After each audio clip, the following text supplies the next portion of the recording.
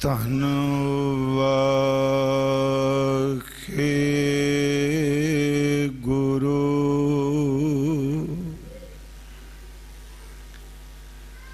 ਸਾਹਿਬ JIO.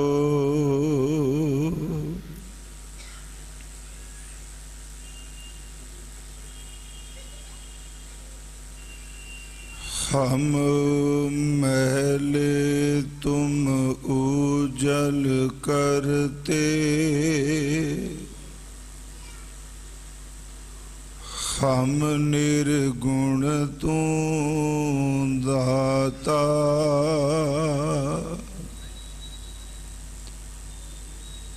हम महल तुम उजल करते,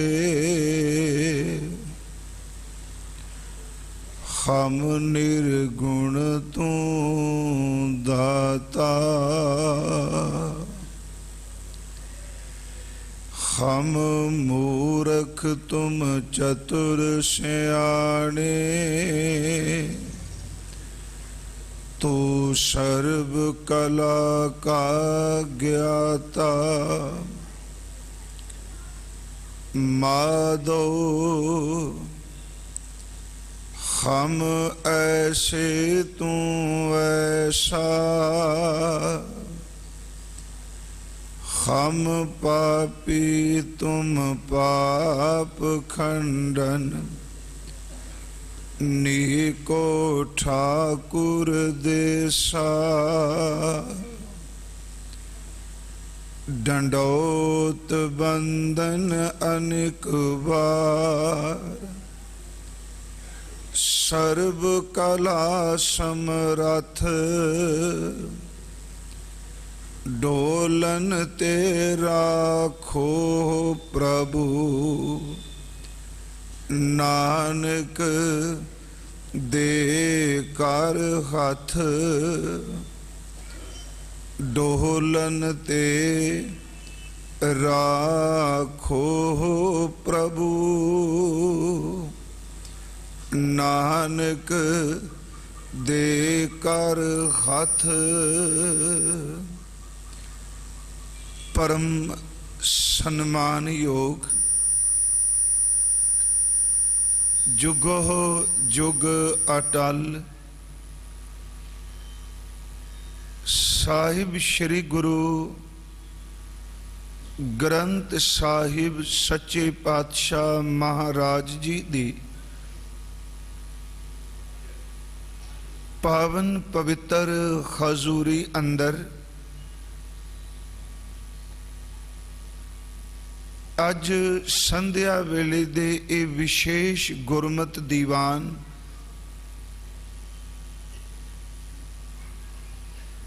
भाई कन्हैया साहब जी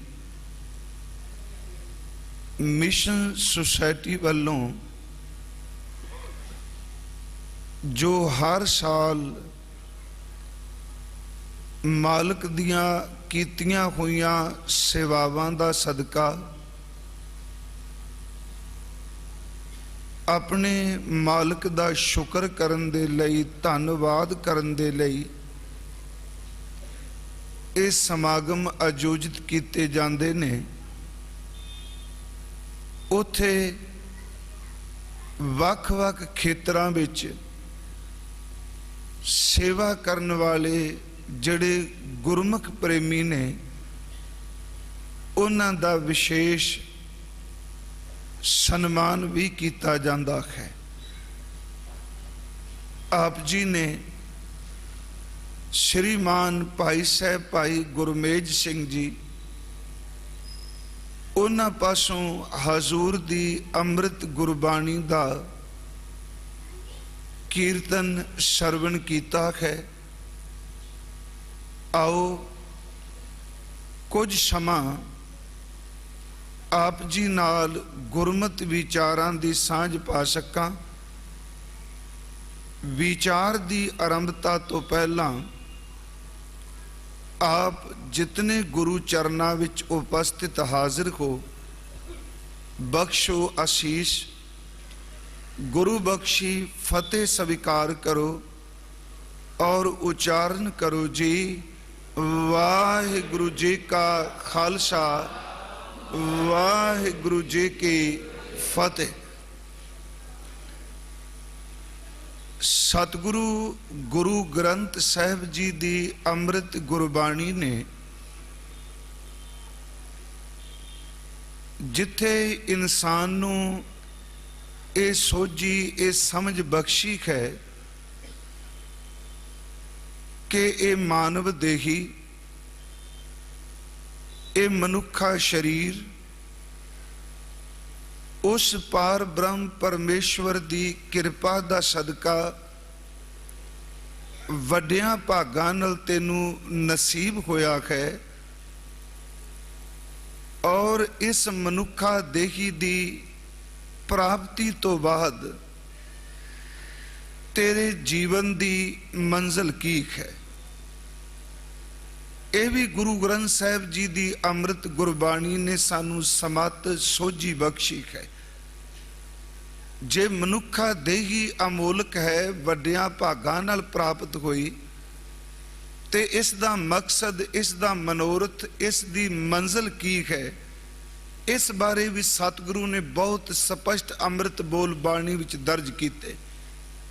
जिवें असी धन गुरु अर्जुन देव जी महाराज उन्हां दे ए अमृत बोल रोज सोदर रह राज साहिब जी दे पाठ विच पढ़ने हाँ जां सरवण करने हाँ, उहदे विच मनुखा देही दी श्रेष्ठता, इस दी प्राप्ति ते इस देही दे प्राप्त करन तो बाद मनुख ने अपनी जिंदगी विच की प्राप्त करना है।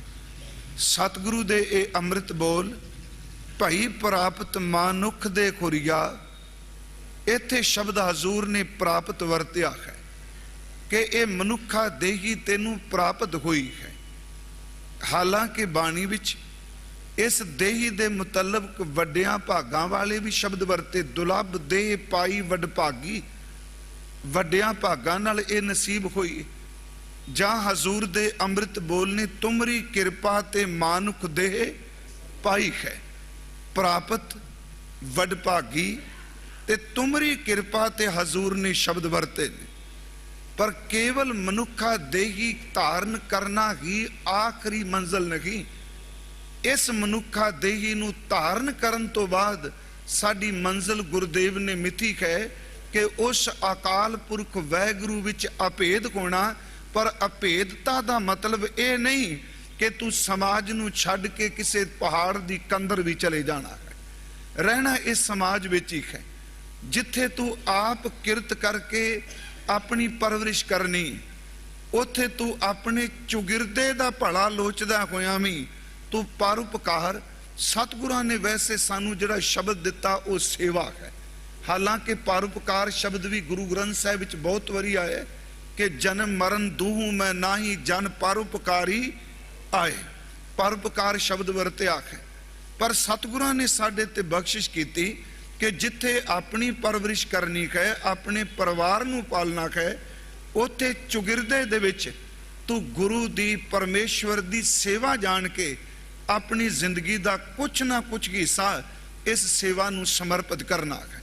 असी सतगुरु दे जदों अमृत बोल पढ़ने खां कि भई प्राप्त मानुख दे खुरिया, गोबिंद मिलन की ए तेरी बरिया, अवर काज तेरा कितै ना काम, मिल साध संगत भज केवल नाम।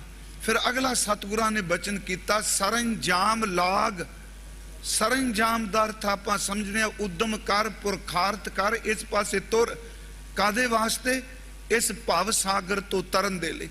सरंजाम लाग भवजल तरन कै, जन्म बृथा जात रंग माया कै। संसार दे तमाशियां विच तेरी जिंदगी व्यर्थ चली जा रही है। तू कुछ उद्यम कर इस भव सागर नू तरन दे लई। हुण उस उद्यम विच है कि वो केड़ा उद्यम है जिहड़ा असी भव सागर तो तरली करना है। हालांकि भाई साहब भाई नंद लाल साहब जी की जदों असी रचना पढ़ने उन्होंने अपनी रचना खास करके उन्होंने दियां गज़लां, पहली गज़ल का पहला शेर पढ़ो तो उहदे विच भाई साहब कहते ने कि सिੱਖੀ दी मंजिल केवल मनुखा शरीर मिल जाना ही नहीं, शरीरधारी तां अनेकां लोक रब ने संसार विच पैदा कीते। इस शरीर नूं धारण करके इंसान ने की कीता, सिੱਖੀ तां इस दी गल करदी है। भाई नंद लाल साहब दे बोल ने कि तेरी बंदगी दी तांग, तेरी इबादत दी लोच, तेरे सिमरन दी खिच मैनू इस पंजां तत्तां दे शरीर विच लैके आई। जेकर ये तन धारण करके बंदगी ही नहीं करनी तो इस शरीर विच रहने दा फिर फायदा भी की। हवाए बंदगी अवुर्द दर वजूद मरा, तेरी बंदगी दी तांग, तेरे सिमरन दी तांग, उस करके मैं ये शरीर धारण किया है। हवाए बंदगी अवुर्द दर वजूद मरा, वगर ने जो के चुनी आमदन नाबूद मरा। पर जे तेरी बंदगी नहीं तो फिर इस शरीर विच रहने का मैनू कोई शौक भी नहीं। फिर बेनती मेरी सुनियो कि केवल शरीर नू प्राप्त कर लेना ही मंजिल नहीं, शरीर की प्राप्ति तो बाद जो असी जीवन संग्राम विच कमाना है, सतगुरु ने साडी मंजिल मिती है कि भव सागर तो तरना गोबिंद विच अभेद होना। पर उस अभेद होने का साधन की है, किवें उस देही नू आपां सफल कर सकने। हालांकि गुरु अमरदास महाराज जी ने शरीर के मुतलक ही, हालांकि कर्म तो सारे लोग करते, पर प्यारिओ एक पासे मैं हुण एक तुक पढ़ीए, अवर काज तेरा किता ना काम, पर महाराज तां कहंदे तू काम करने वास्ते आए। ਇਹਦਾ मतलब कि शरीर नाल हर कीता होया काम जरूरी नहीं प्रवान हो जाए, शरीर नाल कीता होया ओ ही कर्म प्रवान होवेगा जेड़ा गुरु दे शब्द दी रोशनी विच कीता जाए, जेड़ा गुरमत दी छां थले कीता जाए। ए शरीरा मेरिया इस जग में आए कह, क्या तुद कर्म कमाया कि कर्म कमाया तुद शरीरा। जा तू जग में आया जिन हर तेरा रचन रचिया, सो हर माना वसाया, गुर प्रसादी हर मन वसिया, पूर्व लिखिया पाया। ते साहब कहते ने कह नानक ए शरीर प्रवान होगा। फिर अर्ज करांगा कल्ले संसारी कर्म करने नाल प्रवानगी नहीं, कह नानक ए शरीर प्रवान होवा जिन सतगुर स्यों चित लाया, जिन्हें अपने चित नूं सतगुरु दे नाल लाया। इस तो अगली बेनती जिहड़ी मैं कर लगा कि सतगुरां ने साडे ते कृपा कीती। दो गल्लां दा जिक्र सिੱਖੀ दी शुरुआत भी ये वे, ते मेरा ख्याल जे ध्यान नाल बाणी पढ़ीए ते इहदा एंड भी एक है। नाम सिमरन ध्यान बंदगी आराधना ध्याना शब्द जिन्हें मर्जी वरती है, एक सिमरन ते दूसरी सेवा। दास तां कई बारी बेनती करदा है कि गुरु घर सिखांदा है कि परमात्मा की सेवा किवें करनी है। जदों असी सेवा वाला शब्द गुरु ग्रंथ साहिब चो पढ़ने आ ते सेवा नूं केवल सिखां दे धार्मिक अस्थान नाल जोड़ के अर्थ ना करिए। मेरी बेनती है, मान लो असी गुरुद्वारे जिहड़ा काम कर रहे हैं वो सेवा है, जे अंदर सिमरन है मालक दा शब्द है, जे आप चौरस्ते विच खलोते भी किसी लोड़वंद की मदद करते पे हो, सच एवे ओ भी गुरु नानक साहिब दे घर दी सेवा मन्नी जाएगी। सेवा दा पक्ष तां बहुत वड्डा है, सेवा बंदे नूं संकीर्ण नहीं करदी। सच एवे कि सिमरन ते सेवा संकीर्णता नूं तोड़ दे। जदों सिमरन ते सेवा दा कोई सहारा लैंदा है उदों सच ए कि वो मजहब दियां दीवारां, मैं शब्द वरतन लगा, वो धर्म दे लफ्जां दियां दीवारां, इत्थों तक कि जिहड़ी कौमे दे अधीन पैदा कीतियां होईयां वंडियां ते वितकरे ने, सिमरन ते सेवा उन्हां सारियां विरकतियां तोड़ के केवल एक परमात्मा की जोत जान के ही सब की सेवा कर दी। हजूर सच्चे पातशाह महाराज जी ने गुरु ग्रंथ साहिब अंदर एक सेवा ते दूजा सिमरन। मैं एक पौड़ी शायद एक बार अगे भी अर्ज की सी कि सेवा केवल फिजिकल वर्क नहीं। मान लो असी कहिए भी मैं सेवा करके आया शरीरक तौर पर, प्यारिओ झाड़ू तां सवेरे साडे उठन तो पहला हिंदुस्तान दियां सड़कां ते पता नहीं किन्ने को लोग लांदे पे कि शरीरक तौर ते झाड़ू लाने तो बाद उन्हां दे अंदर शब्द दा प्रकाश हो गया। असी जोड़े झाड़ने, पता नहीं किन्ने को लोग ने ਜਿਹੜੇ ਇੱਕ ਦਿਨ ਵਿੱਚ ਕਿੰਨੇ ਕੁ ਲੋਕਾਂ ਦੇ ਜੋੜੇ ਗੰਢਦੇ ਨੇ ਤੇ ਜੋੜੇ ਪਾਲਿਸ਼ ਪਿਆ ਕਰਦੇ ਨੇ। ਕਿੰਨੇ ਲੋਕ ਨੇ ਜਿਹੜੇ ਰੈਸਟੋਰੈਂਟ ਦੇ ਵਿੱਚ ਲੋਕਾਂ ਦੇ ਭਾਂਡੇ ਪੈ ਮਾਂਜਦੇ ਨੇ। ਮੇਰੀ ਇੱਕ ਬੇਨਤੀ ਹੈ, ਸਰੀਰਕ ਤੌਰ ਤੇ ਕਰਮ ਉਹ ਵੀ ਕਰ ਰਹੇ ਨੇ ਜਿਨ੍ਹਾਂ ਨੂੰ ਆਪਾਂ ਸੇਵਾ ਸ਼ਬਦ ਦਿੰਦੇ। ਭਾਂਡੇ ਮਾਂਜ ਰਹੇ ਨੇ, ਝਾੜੂ ਲਾ ਰਹੇ ਨੇ, ਮਰੀਜ਼ਾਂ ਦੀ ਸੇਵਾ ਕਰਦੇ ਪਏ ਨੇ, ਦੁਖੀਆਂ ਦੇ ਚਾਰ ਚਫੇਰੇ ਉਹ ਆਪਣੇ ਵੱਲੋਂ ਮਦਦ ਕਰ ਰਹੇ ਨੇ। ਪਰ ਮੇਰੀ ਬੇਨਤੀ ਹੈ ਕਿ ਜੇ ਪਰਮਾਤਮਾ ਦੇ ਸਿਮਰਨ ਨੂੰ ਭੁਲਾ ਦਿਆਂਗੇ, ਉਹਦੀ ਯਾਦ ਨੂੰ ਹਿਰਦੇ ਵਿੱਚੋਂ ਵਿਸਾਰ ਦਿਆਂਗੇ, ਉਹਦੇ ਅੰਦਰ ਦੀ ਚਿੰਤਨ ਨੂੰ, ਜਿਹੜਾ ਸ਼ਬਦ ਦਾ ਚਿੰਤਨ ਹੈ ਉਹਨੂੰ ਭੁਲਾ ਦਿਆਂਗੇ, ਫਿਰ ਪਿਆਰਿਓ ਕੇਵਲ ਸਰੀਰਕ ਕਰਮ ਬਣ ਕੇ ਰਹਿ ਜਾਏਗਾ। ਤੇ ਜਦੋਂ ਅੰਦਰ ਸ਼ਬਦ ਹੋਵੇ, ਅੰਦਰ ਸਿਮਰਨ ਹੋਵੇ ਤੇ ਹੱਥਾਂ ਵਿੱਚ ਗੁਰੂ ਦੀ ਬਖਸ਼ੇ ਹੋਏ ਭੈ ਭਾਵਨੀ ਦੀ ਸੇਵਾ ਹੋਵੇ, ਸਿੱਖ ਕਿਤੇ ਵੀ ਖਲੋਤਾ ਹੋਵੇ ਉਹਦੀ ਕੀਤੀ ਹੋਈ ਸੇਵਾ ਗੁਰੂ ਦਰ ਦੇ ਉੱਤੇ ਪ੍ਰਵਾਨ ਹੋ ਜਾਂਦੀ ਹੈ। ਗੁਰੂ ਨਾਨਕ ਸਾਹਿਬ ਜੀ ਦੇ ਇੱਕ ਅੰਮ੍ਰਿਤ ਬੋਲ, ਖਾਸ ਕਰਕੇ ਆਸਾਂ ਕੀ ਵਾਰ, ਅਸੀਂ ਪਿਛਲੇ ਕੁਝ ਦਿਨਾਂ ਤੋਂ ਲੜੀਵਾਰ ਆਸਾਂ ਕੀ ਵਾਰ ਦੀ ਕਥਾ ਪ੍ਰਾਰੰਭ ਕੀਤੀ, ਕਿਉਂਕਿ ਪੀਟੀਸੀ ਚੈਨਲ ਤੇ ਜੋ ਰੋਜ਼ ਰਿਕਾਰਡਿੰਗ ਕਥਾ ਹੁੰਦੀ ਹੈ, ਇਹਨਾਂ ਨੇ ਕਿਹਾ ਵੀ ਆਸਾਂ ਕੀ ਵਾਰ। ਮੇਰੇ ਮਨ 'ਚ ਖਿਆਲ ਆਇਆ ਵੀ ਚਲੋ 24 ਪੌੜੀਆਂ ਨੇ ਤੇ 24 ਪੌੜੀਆਂ 25 ਦਿਨ 30 ਦਿਨ ਲੱਗ ਜਾਣਗੇ, ਪਰ ਨਹੀਂ। ਆਸਾਂ ਕੀ ਵਾਰ ਜਿਸ ਬੰਦੇ ਨੂੰ ਸਮਝ ਪੈ ਗਈ, ਸੱਚ ਇਹ ਵੇ ਸਾਰੀ ਗੁਰਮਤ ਦੀ ਸੋਝੀ ਉਸ ਬੰਦੇ ਨੂੰ ਪੈ ਜਾਏ ਜਿਹਨੂੰ ਆਸਾਂ ਕੀ ਵਾਰ ਸਮਝ ਪੈ ਜਾਏ। ਹਾਲਾਂਕਿ ਆਪ ਵਿਦਵਾਨ ਸੂਝਵਾਨ ਬੈਠੇ ਹੋ, ਜੇ ਅਸੀਂ ਕਾਵਕ ਬੰਤਰ ਦੇਖੀਏ ਤੇ ਵਾਰ ਦਾ ਸੰਬੰਧ ਜਿਹੜਾ ਉਹ ਖਾਸ ਕਰਕੇ ਸੂਰਮਿਆਂ ਦੇ ਗੁਣ ਗਾਇਨ ਕਰਨ ਦੇ ਨਾਲ। ਭਾਈ ਸਾਹਿਬ ਬੈਠੇ ਨੇ, ਭਾਈ ਗੁਰਮੇਜ ਸਿੰਘ ਜੀ। ਵਾਰਾਂ ਦੀ ਬੰਤਰ ਇਹ ਹੀ ਹੈ ਕਿ ਸੂਰਮਿਆਂ ਦੀ ਸਿਫਤ ਕਰਨੀ। ਹਾਲਾਂਕਿ ਜਿਹੜੀਆਂ ਗੁਰੂ ਗ੍ਰੰਥ ਸਾਹਿਬ ਦੀਆਂ ਵਾਰਾਂ ਵਿੱਚ 9 ਧੁਨੀਆਂ ਨੇ, ਉਹਨਾਂ ਧੁਨੀਆਂ ਵਿੱਚ ਵੀ ਉਸ ਵਕਤ ਦੀਆਂ ਉਹਨਾਂ ਤਰਜ਼ਾਂ ਨੂੰ ਦਰਜ ਕੀਤਾ ਗਿਆ ਜਿਹੜੀਆਂ ਸੂਰਮਿਆਂ ਦੇ ਕਾਰਨਾਮਿਆਂ ਦੇ ਨਾਲ ਸੰਬੰਧਿਤ ਸਨ।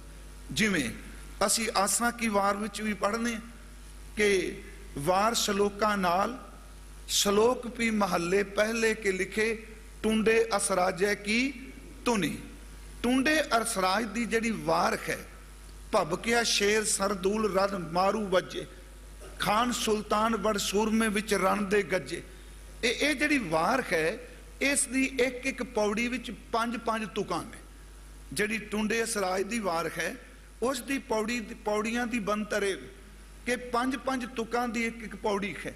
ਤੇ ਆਸਾਂ ਕੀ ਵਾਰ ਸਿਰਫ 22ਵੀਂ ਪੌੜੀ ਦੇ ਵਿੱਚ 6 ਤੁਕਾਂ ਨੇ, ਬਾਕੀ ਸਾਰੀਆਂ ਪੌੜੀਆਂ ਜਿਹੜੀਆਂ ਨੇ ਉਹਦੇ ਵਿੱਚ ਹਜ਼ੂਰ ਨੇ 5-5 ਤੁਕਾਂ ਦਰਜ ਕੀਤੀਆਂ। ਸਤਿਗੁਰੂ ਨੇ ਸਾਡੇ ਤੇ ਬਖਸ਼ਿਸ਼ ਕੀਤੀ, ਗੁਰੂ ਗ੍ਰੰਥ ਸਾਹਿਬ ਦੀ ਬਾਣੀ ਦੀ ਰਚਨਾ ਕਰਦਿਆਂ ਸਰਲੇਖ ਦਿੰਦਿਆਂ। ਆਮ ਤੌਰ ਤੇ ਵਾਰ ਬਾਹਰ ਮੁਖੀ ਸੂਰਮਿਆਂ ਦੀ ਲੜਾਈ ਤੇ ਸੰਘਰਸ਼ ਨਾਲ ਸੰਬੰਧਿਤ ਸੀ। ਸਤਿਗੁਰੂ ਨੇ ਉਸ ਵੀਰ ਰਸੀ ਕਾਵ ਨੂੰ ਵੀ ਸਾਡੇ ਅੰਦਰ ਦੇ ਜੂਝਣ ਨਾਲ ਤੇ ਖਾਸ ਕਰਕੇ ਪਰਮਾਤਮਾ ਦੀ ਸਿਫਤ ਸਲਾਹ ਦੇ ਨਾਲ ਜੋੜ ਦਿੱਤਾ। ਉਹਨਾਂ ਨੇ ਸਰਲੇਖ ਸੂਰਮਿਆਂ ਦੇ ਦਿੱਤੇ, ਪਰ ਵਾਰ ਵਿੱਚ ਪਰਿਪੂਰਨ ਪਰਮਾਤਮਾ ਦੀ ਸਿਫਤ। ਮੈਂ ਅਰਜ਼ ਕਰਾਂ, ਯਤਨ ਮੈਂ ਕੀਤਾ, ਮੇਰਾ ਖਿਆਲ 5 ਪੌੜੀਆਂ ਹੋਈਆਂ ਨੇ ਤੇ 27 ਘੰਟੇ ਹੋ ਚੁੱਕੇ ਨੇ ਸਿਰਫ ਉਹਨਾਂ 5 ਪੌੜੀਆਂ ਤੇ। ਕਿਉਂਕਿ ਆਸਾਂ ਕੀ ਵਾਰ ਇੰਨਾ ਗਹਿਰਾ ਸਬਜੈਕਟ ਹੈ। ਮੈਂ ਤਾਂ ਕਈ ਵਾਰੀ ਹੱਸਣਾ ਹੁੰਦਾ ਸੀ ਮਰਿਆਦਾ ਦੇ ਨਾਂ ਤੇ, ਕਈ ਵਾਰੀ ਕਹਿੰਦੇ ਇਸ ਤਰ੍ਹਾਂ ਨਹੀਂ, ਇਸ ਤਰ੍ਹਾਂ ਨਹੀਂ। ਮੇਰਾ ਖਿਆਲ ਜਿਹਨੂੰ ਆਸਾਂ ਦੀ ਵਾਰ ਪੜ੍ਹਾ ਦੇ ਉਹਨੂੰ ਸਾਰੀ ਸਿੱਖੀ ਦੀ ਮਰਿਆਦਾ ਸਮਝ ਪੈ ਜਾਏ ਕਿ ਅਸਲ ਸਿੱਖ ਦੀ ਮਰਿਆਦਾ ਕੀ ਹੈ, ਇਹਦੇ ਜੀਵਨ ਦਾ ਰੋਜ਼ ਦਾ ਕੰਮ। ਮੈਂ ਉੱਥੇ ਇੱਕ ਬੇਨਤੀ ਕਰਾਂ, ਸਤਿਗੁਰੂ ਨੇ ਕਿਤੇ ਵੀ ਸਿੱਖ ਦੀ ਸੁਰਤ ਨੂੰ ਦਵੈਸ਼ ਵਿੱਚ ਨਹੀਂ ਜਾਣ ਦਿੱਤਾ, ਇਹਨੂੰ ਮੈਲਿਆਂ ਨਹੀਂ ਖੋਣ ਦਿੱਤਾ। ਦੁੱਖ ਇਸ ਚੀਜ਼ ਦਾ, ਅਸੀਂ ਜਦੋਂ ਸ਼ਬਦ ਦੀ ਕਥਾ ਕਰਨੇ ਆ, ਖਿਮਾ ਕਰਿਓ, ਅਸੀਂ ਦਵੈਸ਼ ਵਾਲੀ ਸੁਰਤ ਲੈ ਕੇ ਅਰਥ ਕਰਨੇ ਆ, ਪਰ ਗੁਰੂ ਜਦੋਂ ਵੀ ਬਾਣੀ ਉਚਾਰਨ ਕਰਦੇ ਨੇ ਉਹ ਸੇਧ ਦੇਣ ਵਾਲੀ ਬਿਰਤੀ ਨਾਲ ਸ਼ਬਦ ਉਚਾਰਦੇ ਨੇ, ਨਾ ਕਿ ਕਿਸੇ ਨੂੰ ਬੇਇੱਜ਼ਤ ਤੇ ਨੀਵਾਂ ਦਿਖਾਉਣ ਵਾਸਤੇ ਸ਼ਬਦ ਉਚਾਰਦੇ। ਜਿਵੇਂ ਇਹ 5ਵੀਂ ਪੌੜੀ ਨਾਲ 2 ਸ਼ਲੋਕ ਆਏ, ਘੜੀਆਂ ਸਭੇ ਗੋਪੀਆਂ, ਪੈਰ ਕੰਨ ਗੋਪਾਲ, ਗਹਿਣੇ ਪੌਣ ਪਾਣੀ ਬੈਸੰਤਰ, ਚੰਦ ਸੂਰਜ ਅਵਤਾਰ, ਸਗਲੀ ਧਰਤੀ ਮਾਲ ਤਨ, ਵਰਤਨ ਸ਼ਰਮ ਜੰਜਾਲ, ਨਾਨਕ ਮੁਸੈ ਗਿਆਨ ਵਿਹੂਣੀ, ਖਾਏ ਗਿਆ ਜਮਕਾਲ। ਇਸ ਸ਼ਲੋਕ ਵਿੱਚ ਮੈਂ ਸਿਰਫ ਇੱਕ ਖਿੰਨ ਵਿੱਚੋਂ ਨਿਕਲਿਆ ਆਵਾਂਗਾ ਉਸ ਸਬਜੈਕਟ ਦੀ, ਸਿਮਰਨ ਤੇ ਸੇਵਾ। ਇਹ ਹੀ ਸਾਡੀ ਜ਼ਿੰਦਗੀ ਦੇ ਮਨੋਰਥ ਦੀ ਪ੍ਰਾਪਤੀ ਦਾ ਸਾਧਨ ਹੈ। ਹੁਣ ਇਸ ਸ਼ਲੋਕ ਵਿੱਚ ਰੱਬੀ ਰਾਸ ਲੀਲਾ ਦਾ ਜ਼ਿਕਰ ਕੀਤਾ ਗਿਆ। ਰਾਸ ਮੰਡਲ ਇੱਕ ਸ਼ਬਦ ਵਰਤਿਆ ਜਾਂਦਾ ਹੈ। ਉਂਝ ਵੈਸੇ ਰਾਸ ਮੰਡਲ ਦਾ ਅਰਥ ਹੈ ਗੋਲ ਦਾਇਰਾ। ਜੇ ਰਾਸ ਮੰਡਲ ਦੇ ਅਖਰੀ ਅਰਥ ਕੋਸ਼ ਵਿੱਚੋਂ ਪੜੋ ਤੇ ਇਹਦਾ ਅਰਥ ਹੈ ਗੋਲ ਦਾਇਰਾ।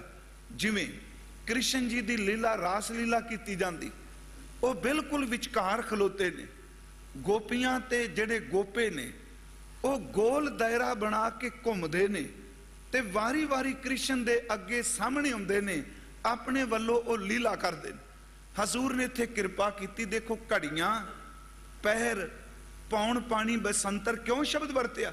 ਕਿਉਂਕਿ ਹਰ ਚੀਜ਼ ਜਿਹੜੀ ਹੈ ਰਾਸ ਮੰਡਲ ਵਿੱਚ ਗੋਲ ਦਾਇਰੇ ਦੇ ਵਿੱਚ ਘੁੰਮਦੀ ਪਈ ਹੈ। ਘੜੀਆਂ ਦੁਬਾਰਾ ਆ ਰਹੀਆਂ ਨੇ, ਮੌਸਮ ਚੇਂਜ ਹੋ ਰਿਹਾ, ਗੋਲਾਈ ਚ ਇੱਕ ਚੱਲਦਾ ਪਿਆ ਸਭ ਕੁਝ ਸਿਸਟਮ। ਦਾਸ ਨੇ ਤੇ ਇੱਕ ਦਿਨ ਬੇਨਤੀ ਕੀਤੀ ਸੀ, ਸੰਸਾਰ ਦੇ ਅਖਰੀ ਅਰਥ ਜੇ ਪੜੋ ਕੋਸ਼ ਵਿੱਚ ਤੇ ਸੰਸਾਰ ਦਾ ਅਰਥ ਦੁਨੀਆ ਨਹੀਂ, ਸੰਸਾਰ ਦਾ ਅਰਥ ਵੀ ਹੈ ਘੁੰਮਣਾ। ਇਹ ਯੂਨੀਵਰਸ ਦੇ ਅਰਥ ਪੜੋ, ਅੰਗਰੇਜ਼ੀ ਵਿੱਚ ਇਹਦਾ ਵੀ ਅਰਥ ਹੈ ਇੱਕ ਦੇ ਦੁਆਲੇ ਘੁੰਮਣਾ। ਜਿਹੜੀਆਂ ਲਾਵਾਂ ਦਾ ਕਨਸੈਪਟ ਹੈ ਸਾਡੇ 'ਚ, ਇਹ ਐਵੇਂ ਨਹੀਂ ਕੇਵਲ ਘੁੰਮੀ ਜਾਣਾ। ਹਰ ਵੱਡੀ ਚੀਜ਼ ਛੋਟੀ ਨੂੰ ਆਪਣੀ ਖਿੱਚ ਵਿੱਚ ਰੱਖ ਕੇ ਉਹਦੀ ਪਰਿਕਰਮਾ ਕਰ ਰਹੀ ਹੈ, ਛੋਟੀ ਵੱਡੀ ਚੀਜ਼ ਦੀ। ਜਦੋਂ ਸਿੱਖ ਗੁਰੂ ਗ੍ਰੰਥ ਸਾਹਿਬ ਦੇ ਦੁਆਲੇ ਬੱਚੇ ਦਾ ਵਿਆਹ ਕਰਦਿਆਂ ਲਾਵਾਂ ਲੈਂਦੇ ਨੇ ਬੱਚੇ, ਉਹਦਾ ਮਤਲਬ ਇਹ ਹੈ ਕਿ ਗੁਰੂ ਗ੍ਰੰਥ ਸਾਹਿਬ ਦਾ ਸ਼ਬਦ ਮੇਰੀ ਜ਼ਿੰਦਗੀ ਵਿੱਚ ਸਭ ਤੋਂ ਵੱਡਾ ਹੈ। ਕਿਰਪਾ ਕਰੀ ਆਪਣੇ ਸ਼ਬਦ ਦੀ ਖਿੱਚ ਨਾਲ ਸਿਰ ਮੈਨੂੰ ਆਪਣੀ ਪਰਿਕਰਮਾ ਵਿੱਚ ਰੱਖੀ, ਕਿਉਂਕਿ ਤੇਰੀ ਪਰਿਕਰਮਾ ਤੋਂ ਟੁੱਟ ਗਿਆ ਤੇ ਜ਼ਿੰਦਗੀ ਛੀਨ ਹੋ ਜਾਏਗੀ। ਇਹਦੇ ਭਾਵ ਅਰਥ ਨੇ। ਬੇਨਤੀ ਸੁਣਿਓ, ਹੁਣ ਇਹਦੇ ਵਿੱਚ ਸਤਿਗੁਰਾਂ ਨੇ ਰਾਸ ਮੰਡਲ ਦਾ ਜ਼ਿਕਰ ਕੀਤਾ ਜੀ, ਘੜੀਆਂ, ਸੱਬੇ, ਗੋਪੀਆਂ। ਖੈਰ ਅਸੀਂ ਇਹਦੇ ਅਰਥ ਕਰਨ ਨਹੀਂ। ਉਸ ਤੋਂ ਅੱਗੇ ਪਖੰਡ ਦਾ ਜ਼ਿਕਰ ਕੀਤਾ। ਮਹੱਲਾ ਪਹਿਲਾ, ਵਾਇਨ ਚੇਲੇ ਨੱਚਨ ਗੁਰ ਪੈਰ ਹਲਾਇਨ, ਫਿਰਨ ਸਿਰ ਉੱਡ ਰਾਵਾ ਝਾਟੈ ਪਾਏ, ਵੇਖੈ ਲੋਕ ਅਸਹਿ ਕਰ ਜਾਏ, ਰੋਟੀਆਂ ਕਾਰਨ ਪੂਰਾ ਤਾਲ ਆਪ ਪਛਾੜੈ ਧਰਤੀ ਨਾਲ। ਉਹ ਸਾਰਾ ਜ਼ਿਕਰ ਕੀਤਾ। ਗਾਵਨ ਗੋਪੀਆਂ, ਗਾਵਨ ਕਾਨ, ਗਾਵਨ ਸੀਤਾ ਰਾਜੇ ਰਾਮ। ਹੁਣ ਇੱਥੋਂ ਤੱਕ ਸਤਿਗੁਰਾਂ ਨੇ ਉਸ ਪਰਪੰਚ ਦਾ ਜ਼ਿਕਰ ਕੀਤਾ।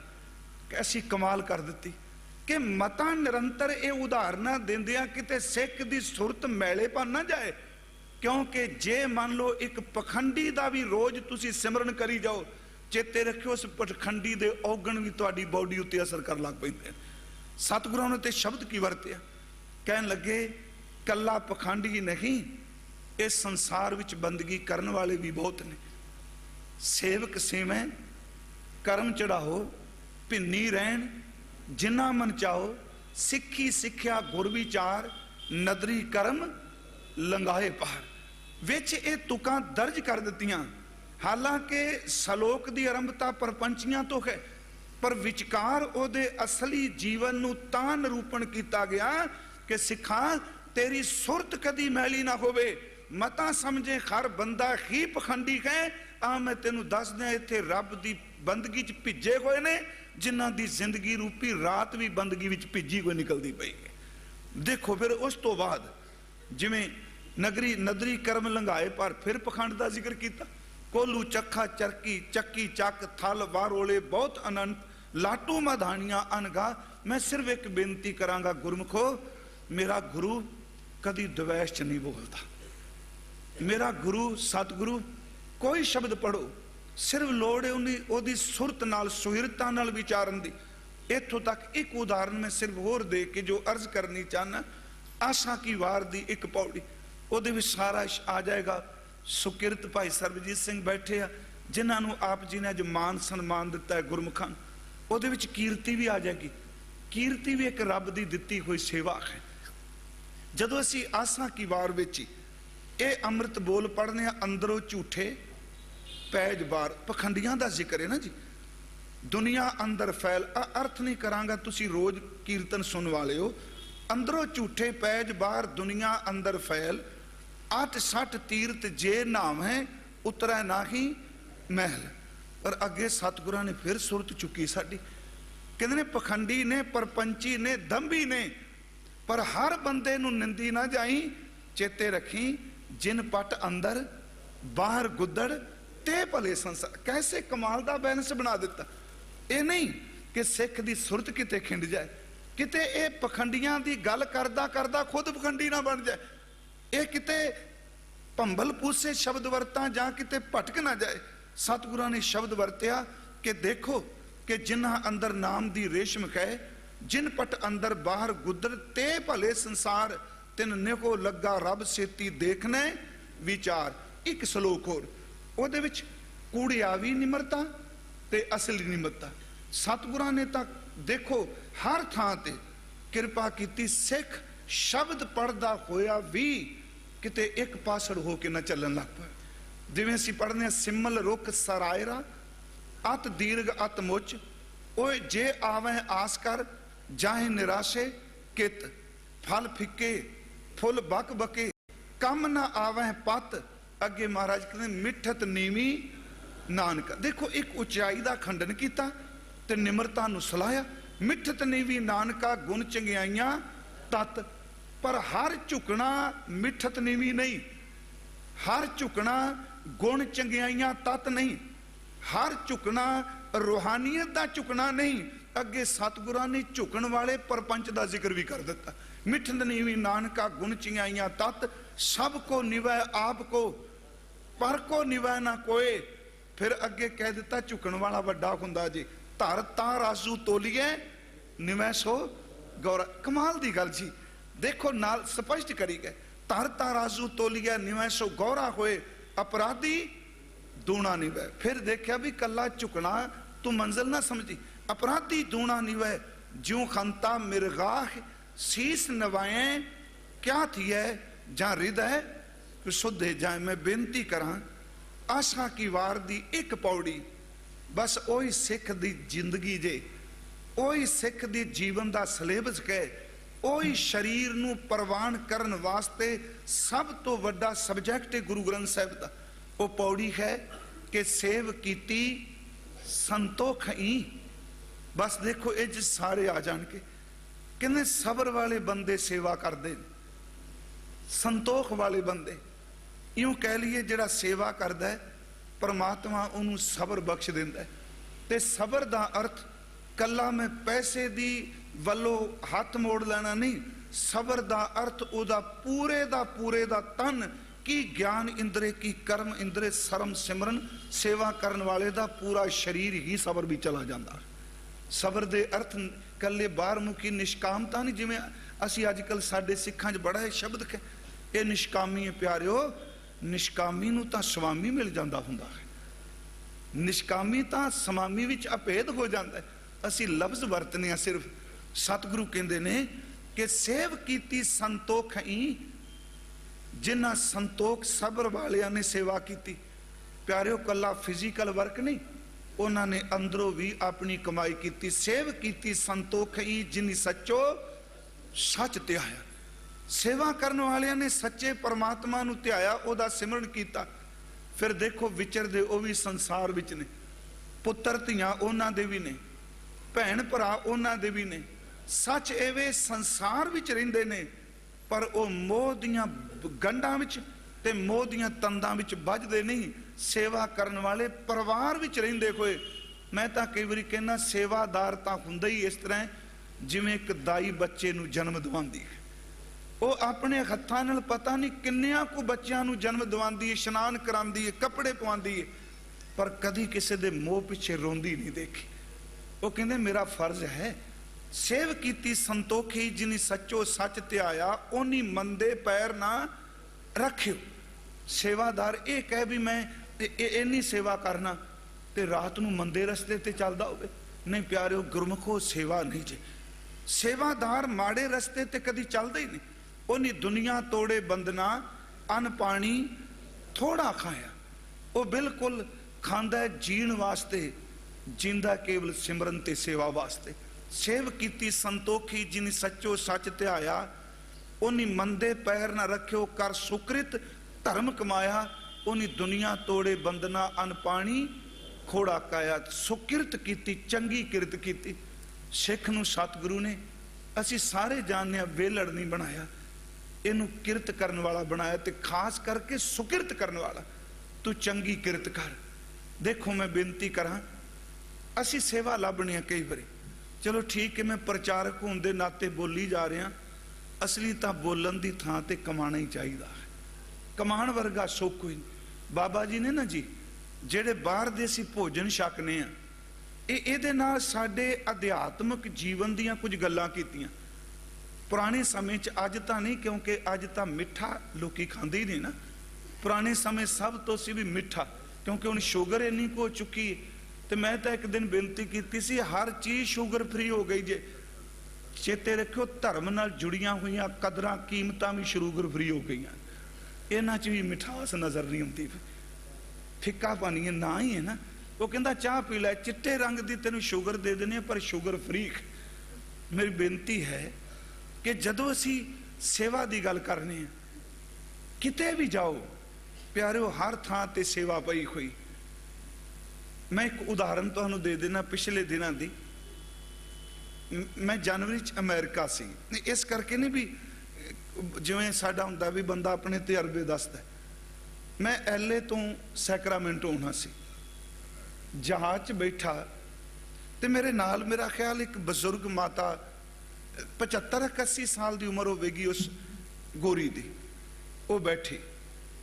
ਜਦੋਂ ਜਹਾਜ਼ ਉੱਡਿਆ ਤੇ ਉਹ ਜੋ ਖਾਣ ਪੀਣ ਨੂੰ ਦਿੰਦੇ ਨੇ, ਉਹ ਬੀਬੀ ਆਪਣੀ ਸੀਟ ਤੋਂ ਉੱਠ ਪਈ। ਸੱਚ ਮੈਂ ਅੱਖਾਂ ਨਾਲ ਦੇਖਣ ਨਾਲ ਗੱਲਬਾਤ ਵੀ ਮੈਂ ਕੀਤੀ। ਉਹ ਉੱਠ ਪਈ ਤੇ ਉਹਨੇ ਜੋ ਕੁਝ ਵੰਡਣਾ ਸੀ ਆਪਣੇ ਹੱਥ 'ਚ ਟੋਕਰੀ ਪਕੜੀ। ਮੇਰੇ ਮਨ 'ਚ ਖਿਆਲ ਆਇਆ ਵੀ ਇਹ ਨਾ ਤਾਂ ਇਸ ਅਮਲੇ ਦੀ ਕੋਈ ਮੈਂਬਰ ਹੈ, ਇਹ ਮੁਲਾਜ਼ਮ ਵੀ ਨਹੀਂ, ਕੱਪੜੇ ਦੇ ਸਾਦੇ ਨੇ, ਉਮਰ ਇਹਦੀ 75-80 ਦੇ ਕਰੀਬ ਲੱਗਦੀ ਹੈ। ਉਹਨੇ ਸਾਰੇ ਜਹਾਜ਼ ਵਿੱਚ ਨਾ ਉਹ ਖਾਣ ਵਾਲਾ ਸਮਾਨ, ਸਫ਼ਰ ਥੋੜਾ ਜਿਹਾ ਸੀ, ਘੰਟੇ ਦੀ ਫਲਾਈਟ ਸੀ, ਵੰਡਿਆ। ਠੰਡਾ ਵੰਡ ਕੇ, ਪਾਣੀ ਵੰਡ ਕੇ ਵਾਪਸ ਆਈ ਤੇ ਮੈਂ ਗੱਲ ਪੁੱਛੀ ਵੀ ਤੂੰ ਇੱਥੇ ਜੌਬ ਕਰਨੀ? ਕਹਿੰਦੀ ਬਿਲਕੁਲ ਨਹੀਂ, ਮੈਂ ਨੌਕਰੀ ਨਹੀਂ ਕਰਦੀ। ਮੈਂ ਕਿਹਾ ਫਿਰ ਤੂੰ ਬੈਠੀ ਕੋਈ ਉੱਠ ਕੇ ਚਲੀ ਗਈ? ਕਹਿੰਦੀ ਮੈਂ ਹਰ ਰੋਜ਼ 1 ਘੰਟਾ ਕਮਿਊਨਿਟੀ ਦੀ ਸੇਵਾ ਕਰਨੀ ਆ, ਅੱਜ ਮੈਨੂੰ ਵਕਤ ਨਹੀਂ ਸੀ ਮਿਲਿਆ, ਮੈਂ ਕਿਹਾ ਚਲੋ ਜਹਾਜ਼ ਦੇ ਵਿੱਚ ਹੀ ਸੇਵਾ ਕਰ ਲਵਾਂ।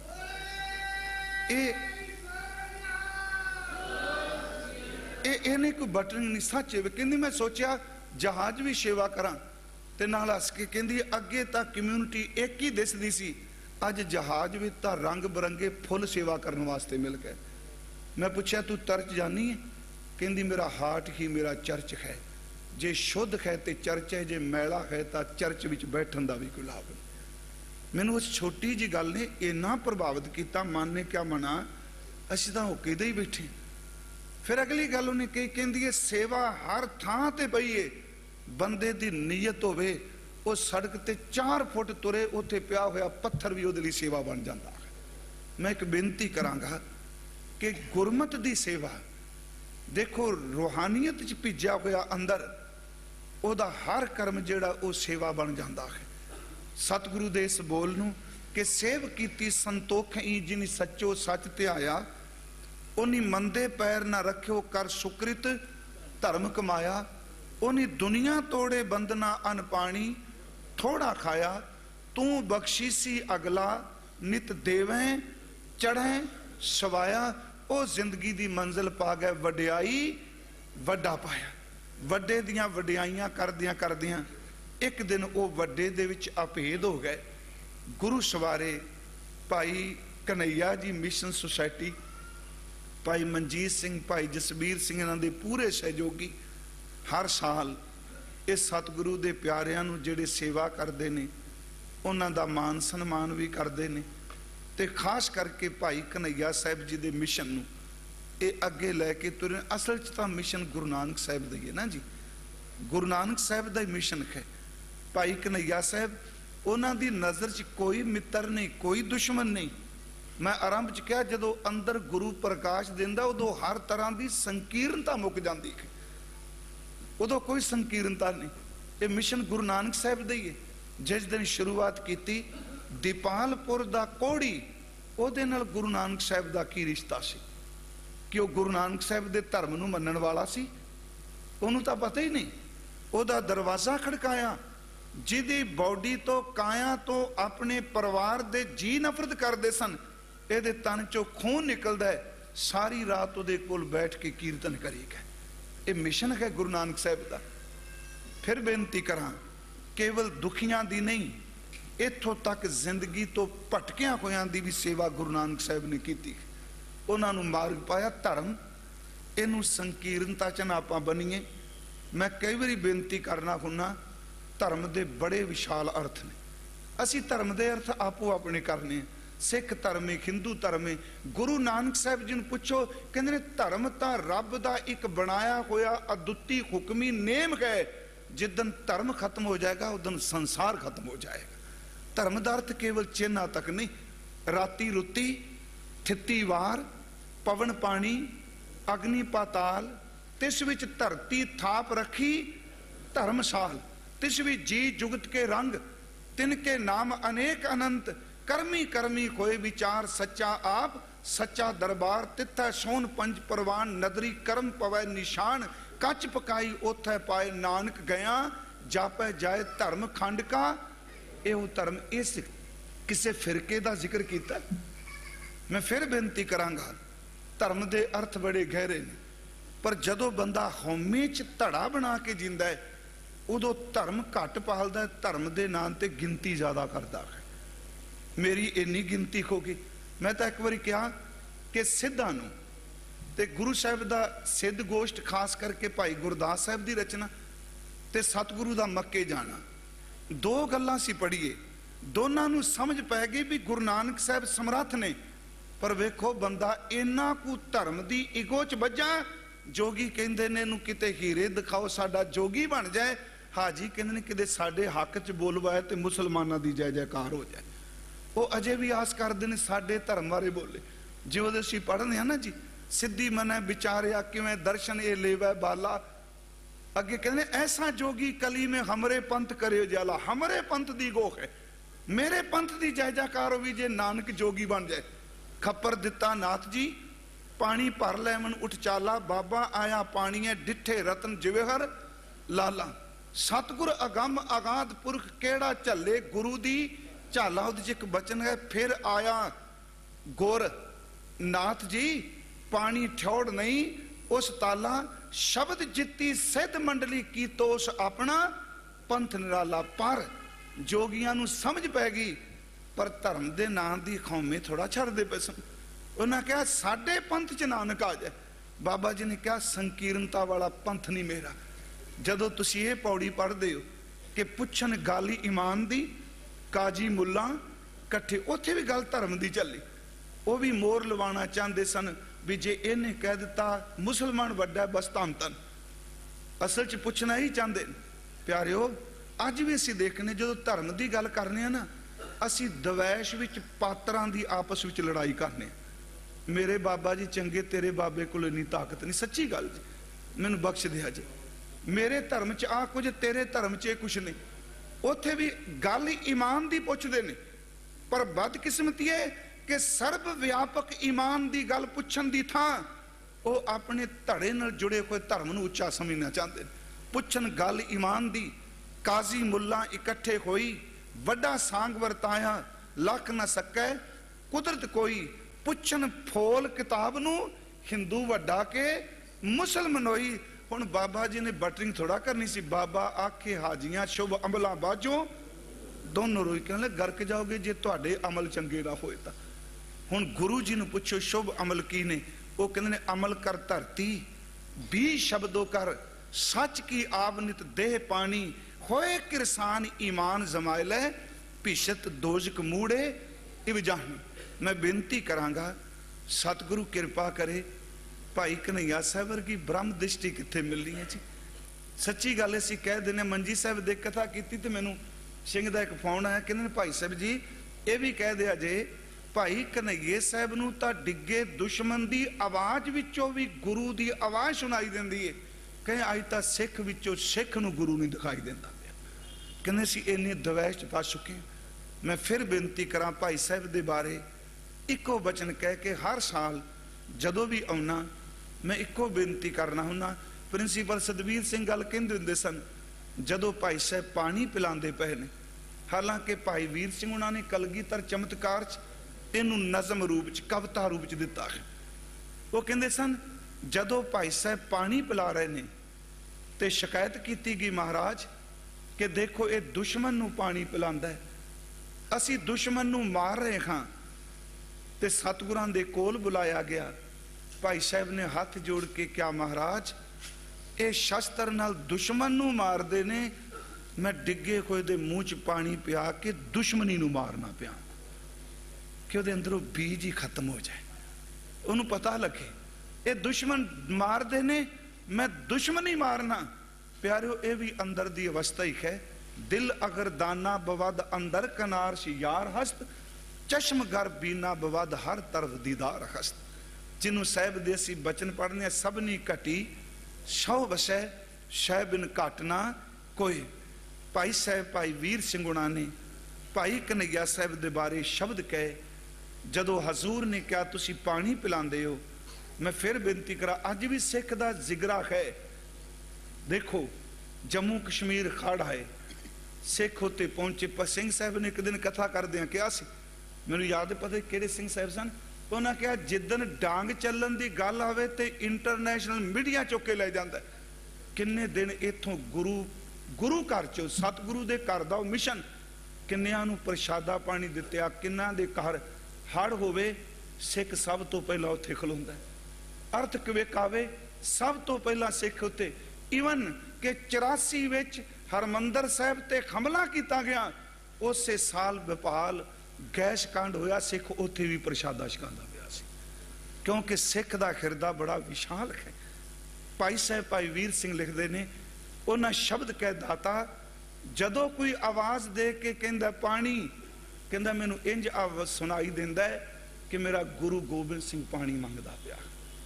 मैं किसे दुश्मन नूं पानी नहीं पिलांदा, जदों मैं किसे दे लबां नूं अपना हाथ ला के मशक चों पानी पाना, वो घुट भरदा, इंज लगदा है मेरा गुरु गोबिंद सिंह घुट भरदा है। सतगुरु जी दे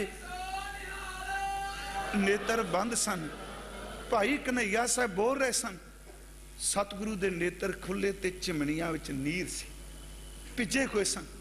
आवाज़ दिती कि जाओ सफाखाने विचों दवाखाने विचों खूने पट्टी ते मलम लैके आओ। मशक दे नाल पट्टी ते मलम दिती, कहन लगे पानी पिलाई, जिहड़ा जख्मी होवे मलम ला के उन्होंने पट्टी भी कर दे। मैं तां आरंभ च कहा सी, गुरु दवैश च नहीं हुंदा, सच एवे सतगुरु सबना दा भला मनाएंदा। भाई वीर सिंह लिखते ने, उन्हां दी रचना च है, भाई कन्हैया साहब कह रहे ने, तैनू पिया पिलावां पानी, सिर मेरे दे साईं, तुरक अतुरक तां मैनू दिसदा, तू सब नहीं दिस आई। प्यारिओ ये अवस्था है गुरु ग्रंथ साहिब विच। भगत पूरन सिंह तुहाडे शहर दे असल च कई बारी घट गिनती विच चंगे गुणवान भी पैदा हो जाना, घट गिनती एक दुखांत बन जाती है वर्ल्ड पद्धर दा उन्हां नूं चकण वास्ते। भगत पूरन सिंह दी सेवा नूं नमस्कार है। इस शहर विच हर पासे रब नूं देखना, तैनू पिया पिलावां पानी, सिर मेरे दे साईं, तुरक अतुरक ना मैनू दिसदा, तू सब नहीं दिस आई। हसे ते गल लाया प्यारा, डब्बी खत पढ़ाई, कहन लगे पानी नाल मलम भी रखी, लोड़ पई ते लाई। जे लोड़ पए ये मलम भी लाई। उस भाई कन्हैया साहब दे मिशन नूं अगे तोरदिया होया ये गुरमुख वीर हर साल मालक दा धन्नवाद करते हैं। देखो ये शब्द बड़ा गहरा जे भी। दो तरह के लोग ने, एक दे के चतारदे ने, एक दे के गुरु का शुक्र करते हैं, तू मेरे तो सिवा लै ले। आ जिहड़ी पौड़ी है ना, नाउ तेरा निरंकार है, न लिया निरकना जाइए, जियो पिंड सब तिस दा दे खाजै आग। इस तुक नूं ध्यान नाल सुनियो, जियो पिंड सब तिस दा, जिंद भी शरीर भी ओदा, दे खाजै, खाजै दर ते खाना, किसे नूं वंड के शक, ये तेरा धर्म है। अगली तो के आख गवाई है, जे किसे नूं वंड के वार वार चितारे, मैं तेनू आ कोई दिता, कहने लगे तेरा दिता होया कर्म भी गवा जाएगा। दे खाजै आख, जे तू चितारदा रहा, क्योंकि रब चितारदा नहीं, सबना का मां प्यो आप है, आपे सार करे, पर ओदा सुभाए ए मन खरजी त्याए तू, एक मन एक चित पाए, हर कियां सदा सदा वडियाइयां दे ना पछोता है। हजूर सच्चे पातशाह महाराज कहते हैं, एक वो ने, सिर्फ धन्नवाद शब्द ते मैं समाप्ति कर लगा, जेड़े दे के ओनू व्यापार चले जाते हैं। दे दे मंगे सहसा गुणा, सतियां मन संतोख उपजै, देना कह विचार, दे दे मंगे सहसा गुणा, शोभ करे संसार। भी दिता है ते लोग शोभा करन। एक वो ने जिन्हां नूं सतगुरु ने बाणी च कहा, कि जे प्रसाद करें पुन बहुदान मन 8 पैर कर तिसका ध्यान, ओदा धन्नवाद कर जिदी किरपा नाल तू दान पुन करने, जिदी किरपा नाल तू सेवा करने। इन्नियां को बेनतियां स्वीकार करियो। अति सन्मान